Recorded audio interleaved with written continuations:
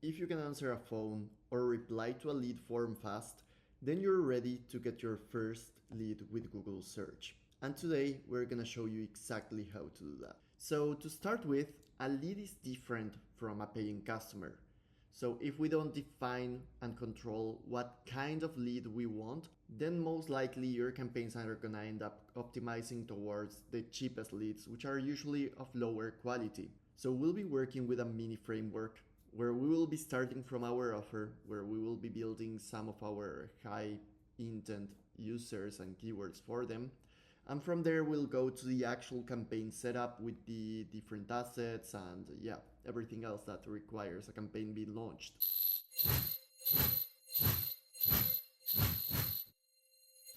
Okay, so we do want to keep it simple. So I'm gonna go over what you definitely need to launch your search campaign and also what I recommend you having to make the most out of this search campaign. So both things are possible. On the left column, you'll see that you definitely need a landing page and phone number because otherwise people won't be able to contact you. Also, a working form that of course you can have either the phone number or the working form, but I do recommend strongly having both of them because they represent two different user types. You can do a website form or you can actually use the Google Lead Form asset to get your clients. And definitely you need the ability to respond fast. Lower the amount of time that passes between the first contact of the client and your reply, the better the chances for them to become a paying customer. I do recommend, having a 15 to 30 minutes period, to kind of reply to them, but at least you should be replying within the same day. Now, what we actually recommend, all of the options, is of course having the website and landing page in there, then the phone number plus your business hours, definitely, because you won't be taking phone calls all day long. Google Business Profile, specifically for the location asset. This is really important if you're a local business because many people might see your campaign and directly check where you're at, what your coverage area is, and that's super important for some of them, especially with local businesses again. And finally, conversion tracking. So again, if you're gonna be using assets and everything and have a cool website, maybe you don't need to have conversion tracking right away, but I do strongly recommend setting it up, especially if you're gonna have an in landing page phone call or working form, because that's the best way to optimize your campaign towards getting those actions in your website. And to get started, what we recommend is to pick one good offer and one service area, definitely. Why is that? Because if you launch a really broad campaign with all of your services, with all of your more generic kind of style approach, of course it will bring you results, but like we were talking about, Google will definitely optimize towards the cheapest lead forms, and that is proper because that's how we expect it to work. So if you can be specific and you can start by your kind of highly profitable services, that will bring you higher profits basically from your leads. So first principle in there, don't advertise everything that you do. Pick your most profitable service. And the second principle, do not target the whole country. Target the exact area where you're willing to actually work and where you actually can serve people. So we're gonna be working with one offer on one specific area on one campaign. For example, for a plumber, maybe the most profitable one is the emergency leak repair, of course. Maybe for a realtor, it's a home valuation, listing consultation, that sort of stuff. Maybe for the dentist, it's the same week kind of services or consultations. So let's get into the launcher itself. Now, in the Google Search launcher, you'll find two goals, either traffic or conversions. If you did set up conversion tracking like we recommend, then definitely go for conversions and set it up. But they both basically will be sending people towards the website that you have set up as the destination. And below that, you'll find the describing what your advertising area.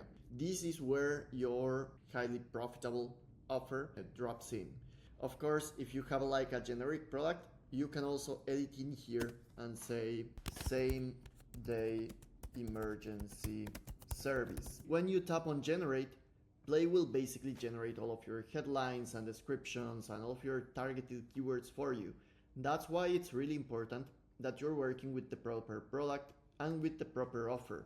Once the generation process goes through, all of your headlines and descriptions will be written for you. All of your keywords will already be chosen for you as well by the AI, but of course you can fully edit them. Within the targeting area is also where you will be able to find the location targeting, where you want to be highly specific about the area where you're offering coverage, because that will both bring your costs down as well as bring you good quality leads. And it's also where you'll find this do you want to add negative keywords area. So maybe if you're a plumber, you want to remove cheap plumbers, from here, or do it yourself. That is another DIY. You maybe want to remove it from here, and you can do it really simply. You just enable negative keywords, you drop in the search box the term you want to remove, you tap on add, and that's it. Anyone who is looking now to self-fix their leaky pipes will be removed from your audience, and that will basically raise the quality of your leads. And now a super important part regarding getting leads with Google search, the landing page where you're gonna be sending people.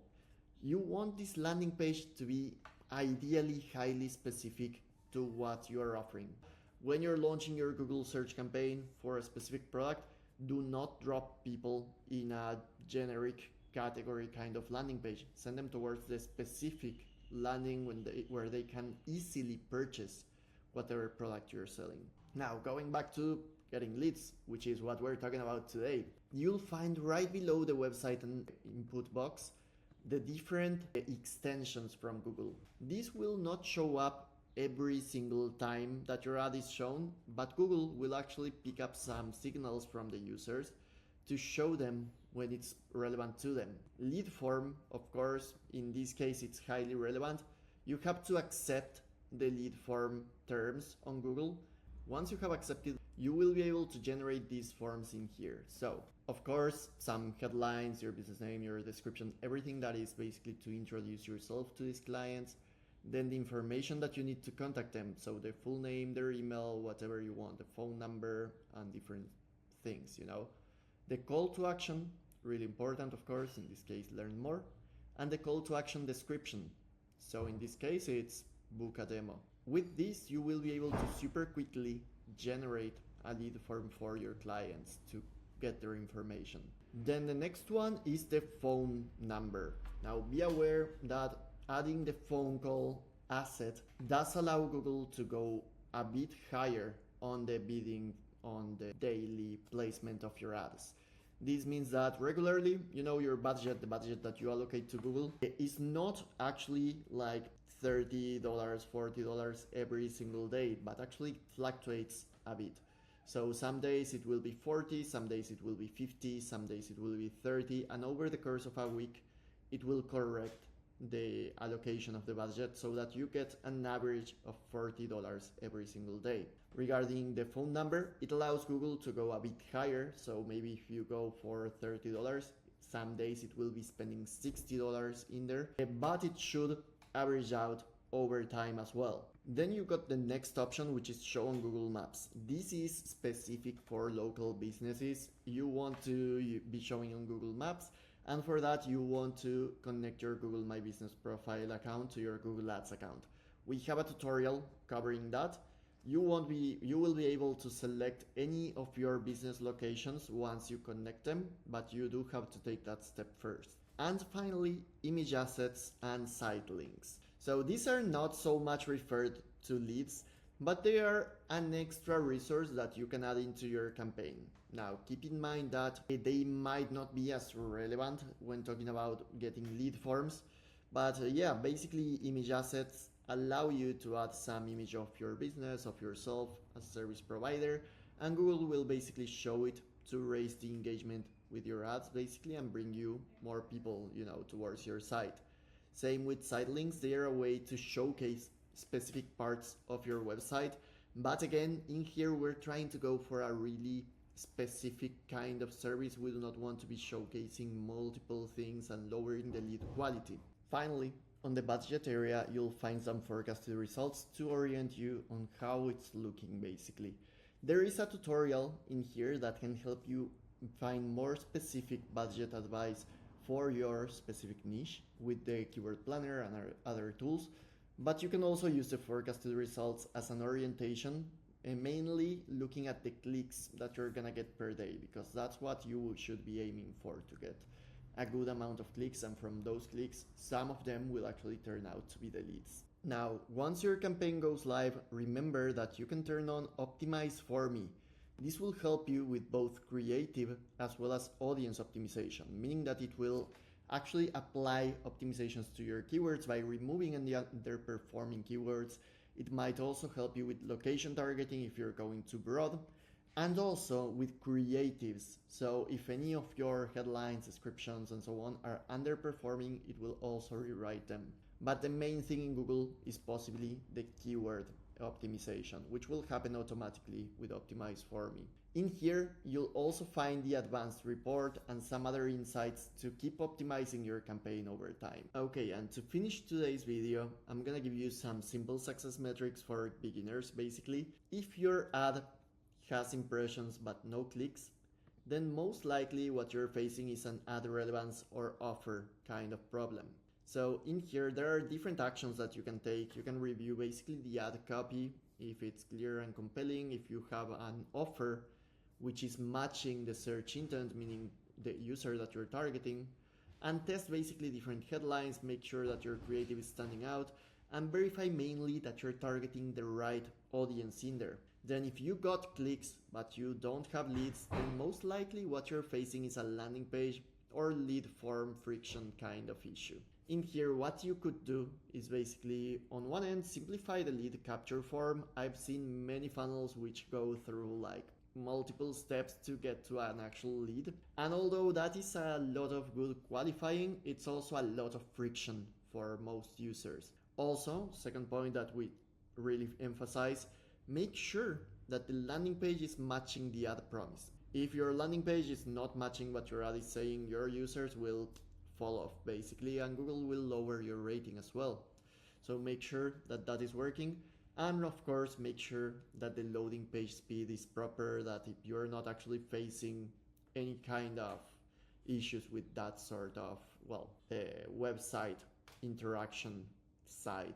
Also, and I cannot emphasize this enough, make sure that your landing page is mobile friendly, because most of the traffic online today comes from mobile phones. So if you're optimizing your website towards a desktop usage only, then you're already setting yourself up to lose a lot of potential leads. And yeah, add some, call to actions, raise, of course, in your landing page always to the top the highest and most important interaction forms. You don't want people to be reading a whole super long landing page and then interacting with your website, especially if you're going for a highly demanded service. You want the people to be able to interact right away, to contact you, to give you a phone call, to send you a lead form.